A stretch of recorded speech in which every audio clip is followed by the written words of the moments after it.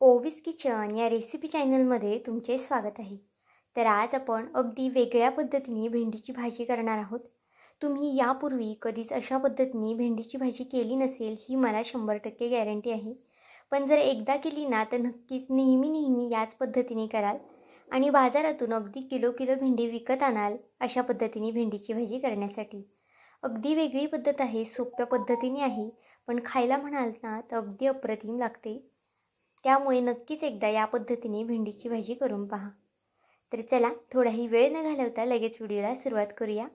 त्याआधी जर चॅनलवरती नवीन असाल तर नक्कीच चॅनलला एक लाईक आणि सबस्क्राईब करून घ्या. कारण की नवीन यूट्यूबरसाठी तुमचं एक एक लाईक एक एक सबस्क्राईब हे खूप जास्त मोलाचं असतं. आता पहा, इथे मी भेंडी घेतली आहे. स्वच्छ अशी भेंडी धुवून घेतली आहे आणि नंतर कोरडी करून घेतली आहे पूर्णपणे. बघा व्हिडिओत दाखवते ना, अगदी त्या पद्धतीने ही भेंडी आपल्याला कट करून घ्यायची आहे. जर तुम्हाला अशी लांब कट करून आवडत नसेल ना तर तुम्ही आपण नॉर्मल ज्या पद्धतीने भेंडी कट करतो ना गोल, त्या पद्धतीने कट केली तरी चालेल. अगदी पटापट होते अशा पद्धतीने सुद्धा भेंडी कट करून. तुम्हाला जर सकाळच्या डब्यासाठी करायची असेल ना तर संध्याकाळचीच तुम्ही अशी भेंडी कट करून ठेवू शकता आणि डब्यासाठी अगदी झटपट अशी ही भेंडी तयार करू शकता. आता बघा, सगळी भेंडी इथे आपण कट करून घेऊया. ही भेंडी करण्यासाठी तुम्हालाही बारीक मोठी कोणतीही भेंडी चालणार आहे किंवा मग भरून करायची असेल ना तर आपल्याला नेहमी बारीकच भेंडी लागते. पण अशा पद्धतीची भेंडी करायला ना कोणतीही भेंडी तुम्ही इथे वापरू शकता. आता बघा, सगळी भेंडी इथे मी अशा पद्धतीने कट करून घेते आणि नंतर तुम्हाला दाखवते. तर इथे पाहू शकता आपली सगळी भेंडी अगदी एकसारखी अशी कट झालेली आहे. ही भेंडी अशी कट केली ना ती दिसायला सुद्धा छान दिसते आणि याची भाजीसुद्धा अगदी अप्रतिम होते. जर तुम्ही नेहमीची 30 भेंडीची भाजी खाऊन कंटाळला असाल ना तर नक्कीच या पद्धतीने अगदी मसालेदार भाजी करून पहा. सगळेच जण आवडीने खातील, कढईत शिल्लकसुद्धा राहणार नाही. आता यामध्ये आपल्याला काही सुके मसाले घालून घ्यायचे आहेत. सुरुवातीलाच अर्धा चमचा इथे मी हळद घालून घेतली आहे. 1.5 चमचा लाल तिखट घातलेला आहे. तिखट तुम्ही तुमच्या आवडीनुसार कमी किंवा मग जास्त करू शकता. पण ही भेंडी थोडीशी खायला तिखट असली ना की खायला छान लागते. अर्धा चमचा इथे मी बेडगी मिरची घातलेली आहे. याने भाजीला रंग खूप छान येतो. 1 ते 1.5 चमचा इथे मी धना पावडर घातलेली आहे. धना पावडरने सुद्धा भाजीचा जी टेस्ट आहे ना ती अगदी छान वाढते. त्यामुळे धना पावडर असेल तर नक्कीच घाला. 1 ते 1.5 चमचा इथे मी कांदा मसाला घातलेला आहे आणि 1 ते 1.5 चमचा इथे मी संडे मसाला घातलेला आहे. संडे मसाल्याच्या ऐवजी तुम्ही किचन किंग मसाला घालू शकता किंवा मॅगी मसाला वगैरे असेल ना तो सुद्धा तुम्ही घालू शकता. मॅगी मसाल्यामध्ये सुद्धा ही भेंडी खूप जास्त छान होते. 1 चमचा इथे मी बेसन पीठ घातलेलं आहे आणि ही भेंडी आपल्याला छान अशी मिक्स करून घ्यायची आहे. व्हिडिओ इथपर्यंत पाहिलाच आहे आणि थोडा जरी आवडला असेल ना तर नक्कीच चॅनलला एक लाईक आणि सबस्क्राईब करून घ्या. कारण की तुमचं एक एक लाईक एक एक सबस्क्राईब हे नवीन यूट्यूबरसाठी खूप जास्त मोलाचं असतं. तसाच माझा हा व्हिडिओ तुम्ही कोणत्या देशातून शहरातून पाहत आहात ना हे सुद्धा मला कमेंट करून सांगायला विसरू नका. बघा, अगदी छान असं कोटिंग करून घेतलं आहे भेंडीला. जास्तसुद्धा बेसनपीठ घालायचं नाही. 1 चमचा बेसनपीठ पुरेसं आहे पावशेर भेंडीसाठी. तोपर्यंत एका साईडला गॅसवरती कढई तापत ठेवली आहे. कढईमध्ये मी 2 पळ्या इतपत तेल घालून घेतलेलं आहे. तेल इथे तुम्ही तुमच्या आवडीनुसार कमी किंवा मग जास्त करू शकता. तेल तापलं की त्यामध्ये 1 चमचा मोहरी 1 चमचा जिरं घालून घेतलेलं आहे.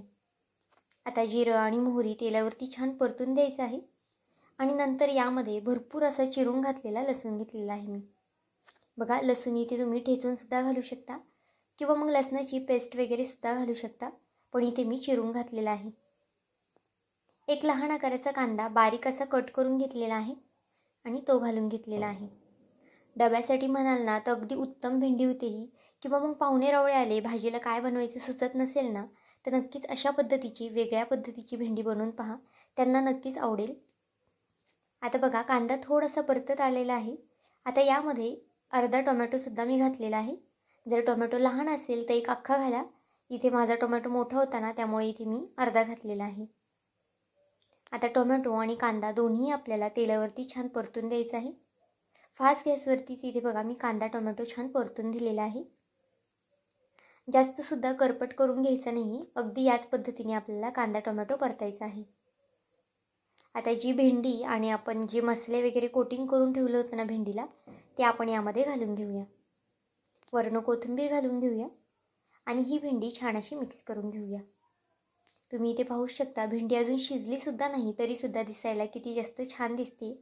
आणि शिजून झाली ना तरीसुद्धा अगदी छान दिसते दिसायला. आणि खायला म्हणाल ना तर अगदी भन्नाट लागते.